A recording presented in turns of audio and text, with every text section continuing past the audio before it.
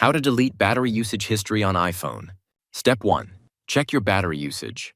Open the Settings app on your iPhone. Scroll down and tap on Battery. Here you'll see a detailed breakdown of your recent battery activity. This includes usage by app, screen on time, and background activity. But there's no direct option to delete this history. To remove it, you'll need to reset the device. Step 2. Erase all content and settings. Go back to the main settings menu. Scroll down and tap on General. At the bottom of the list, select Transfer or Reset iPhone. Tap on Erase all content and settings.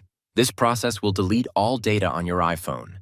That includes apps, photos, videos, and yes, battery usage history. Tap Continue and follow the on-screen instructions to complete the reset. After the process is finished, your iPhone will reboot and return to its factory settings. At that point, battery stats and usage history will be completely cleared. And that's it.